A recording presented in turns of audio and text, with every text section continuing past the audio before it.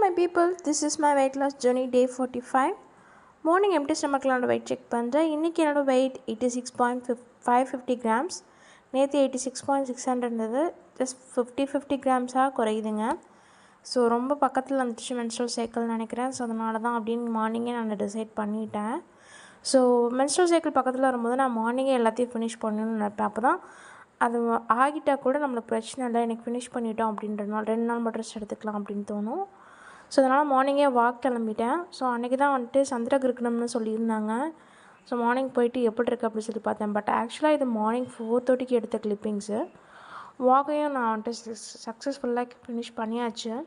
இன்றைக்கி 10,000 ஸ்டெப்ஸ் வந்துட்டு கம்ப்ளீட் பண்ணியாச்சு. ஹார்ட் ரேட் பாருங்கள், 111 வந்திருக்கு. 80 மினிட்ஸில் 10,000 ஸ்டெப்ஸ் நான் கம்ப்ளீட் பண்ணியிருக்கேன்.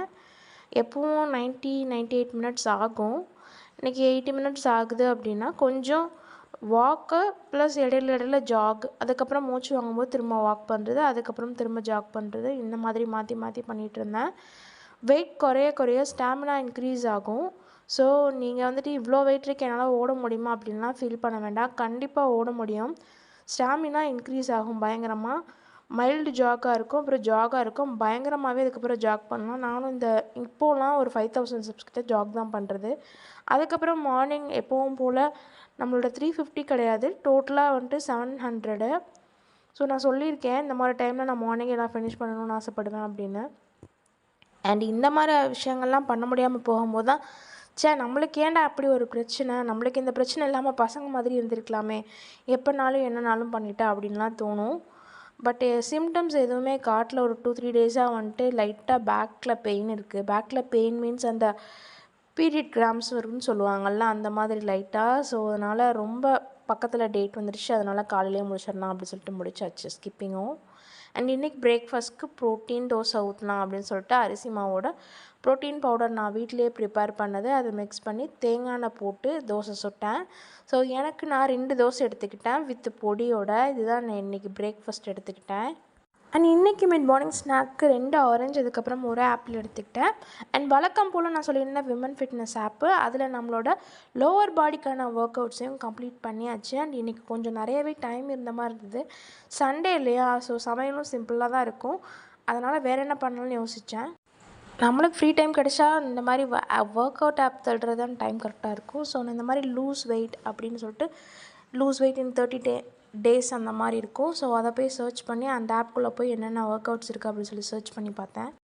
அதோட ஐக்கான் பாருங்கள் அப்படி தான் இருக்கும். ஸோ அதை டவுன்லோட் பண்ணிட்டேன்.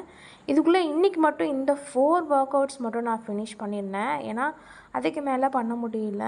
ஸோ இது 4 மட்டும் முடிச்சிருந்தேன்.